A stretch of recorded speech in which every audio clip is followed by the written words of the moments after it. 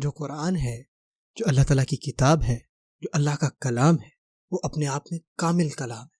یہ اس دنیا کے تمام کلاموں میں سب سے اونچا کلام ہے۔ کوئی بھی اللہ سے بہتر بات نہیں کر سکتا۔ ہم بھی باتیں کرتے ہیں، لیکن ہماری تمام باتیں کرنا یہ ہمیں اللہ تعالیٰ کی طرف سے سکھائی گئی۔ ہمیں سکھانے والا اللہ تعالیٰ ہے۔ کوئی بھی اس دنیا میں بات نہیں کرتا سوائے کہ اللہ تعالیٰ نے اس کو وہ زبان سکھائی۔ اب سوچیں، جب اللہ تعالیٰ خود بات کرتے ہیں تو آپ اس کا مقابلہ نہیں کر سکتے۔ وہ ایک کامل گفتگو ہے۔ تو جب اللہ تعالیٰ ایک کامل کلام کرتے ہیں تو اس کا کیا معنی ہے؟ اس کا معنی یہ ہے کہ ان کے پاس سب سے بہترین مواد ہے۔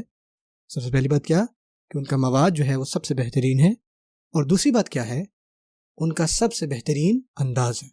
اور اللہ تعالیٰ اس بات کا بہت زیادہ خیال رکھتے ہیں، اور وہ کیا ہے کہ ان کے سامعین کون ہیں۔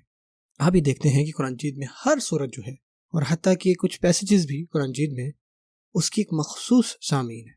اللہ تعالیٰ ایک قوم سے ایک طرح سے بات کرتے ہیں، اللہ تعالیٰ دوسری قوم سے دوسرے طریقے سے بات کرتے ہیں۔ اللہ تعالیٰ یہودیوں سے ایک طرح سے بات کرتے ہیں، اللہ تعالیٰ عیسائیوں سے دوسری طرح سے بات کرتے ہیں۔ اسی طرح اللہ تعالیٰ مشرکون سے دوسرے طریقے سے بات کرتے ہیں، اور اس میں بھی پہلے سال سیرت کے مختلف بات ہے، اور سیرت کے 10ویں سال مختلف بات ہے۔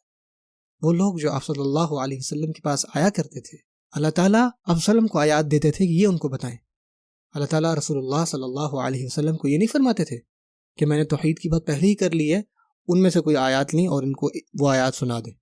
نہیں، اللہ نے انہیں خاص آیات دی، خاص صورتیں دی ان کے لیے۔ آج جب ہم سورۃ الرحمن کی بات کرنے والے ہیں تو ہمیں یہ بات سمجھنی ہوگی کہ اس کا مواد کیسا تھا۔ لیکن اگر آپ صحیح سے مواد کو سمجھنا چاہتے ہیں نا، تو پہلے آپ کو اس کے انداز کو سمجھنا ہوگا، اور اگر آپ کو اس کے انداز کو سمجھنا ہے تو آپ کو سب سے پہلے ان تمام چیزوں میں سب سے پہلے کس چیز پر دھیان دینا ہے کہ وہ سامعین کون ہے، آڈینس کون ہے، یہاں اللہ تعالیٰ کس سے بات فرما رہے ہیں۔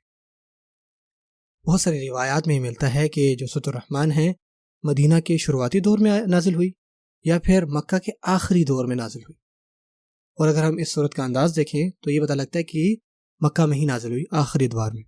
اب سوچیں کہ جو مکہ کے آخری کچھ سال تھے وہاں پہ کیا ہو رہا تھا۔ جو مشرکین تھے اب وہ مزید اسلام کا پیغام نہیں سننا چاہ رہے تھے۔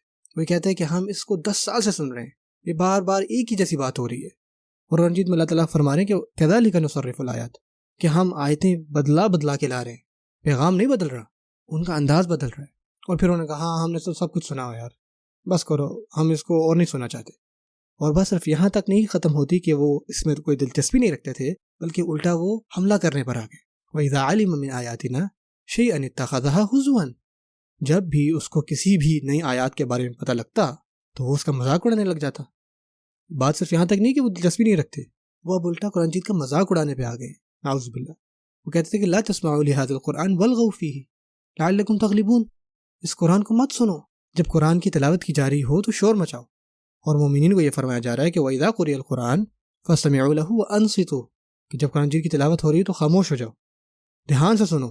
فَاسْتَمِعُوا لَهُ، دھیان سے سنو، وَأَنصِتُوا، اور خاموش ہو جاؤ۔ انصتوا کے بھی دو معنی ہیں کہ نمبر 1 خاموش ہو جاؤ، اور دوسرا سنو، دونوں ہی۔ وَأَنصِتُوا، سوچیں ذرا، لَعَلَّكُمْ تُرْحَمُونَ، وہ یہ کہتے تھے کہ قرآن مجید کو نہ سنو، شور مچاؤ، یہ وہ کہا کرتے تھے، نعوذ باللہ۔ وہ بہت ہی زیادہ ضدی ہو گئے۔ اب میرے پاس 2 منٹ رہ گئے، میں نے اپنی بات کمپلیٹ کرنی۔ ابھی میں نے انٹروڈکشن ختم نہیں کیا، میں آپ کو ایک بات سمجھانا چاہ رہا ہوں۔ مثال کے طور پہ ینگ بچے ہیں، ٹین ایجر جو ہیں، وہ باسکٹ بال کھیل رہے ہیں یا فٹ بال کھیل رہے ہیں، اور وہ کھیلتے کھیلتے وہ ایک دوسرے میں لگ گئے، اور ہوتا ہے کہ بچوں کا جو غصہ ہوتا ہے وہ بہت تیز ہوتا ہے۔ کیا کرتے ہیں کیا کر رہے ہو تم؟ اور وہ لڑنے کے لیے تو بس جیسے ہمیشہ سے تیار ہوتے ہیں، اور جب وہ لڑنے ہی لگتے ہیں نا تو ان کا دوست آتا کہتا ہے اوہ رک جاؤ، وہ کہتا نہیں مجھے جانے دو، مجھے چھوڑو کر میں بتاتا ہوں، اور وہ لڑنا چاہتا ہے۔ آپ کا وہ دوست جو آپ کو پکڑے رکھتا ہے وہ کہتا ہے یار پرسکون ہو جاؤ، ٹھنڈے ہو جاؤ۔ اب آپ مجھے بتائیں کہ جب وہ کہتا ہے کہ ٹھنڈے ہو جاؤ، کیا وہ ایک دفعہ کہتا ہے؟ وہ ایک ہی دفعہ کہے اور آپ کی ہاں یار لگتا ہے کہ مجھے احساس نہیں ہوا، میں پرسکون ہو جاتا ہوں، میں چائے پیتا ہوں یا پانی پیتا ہوں۔ ایسا نہیں ہوتا کبھی بھی۔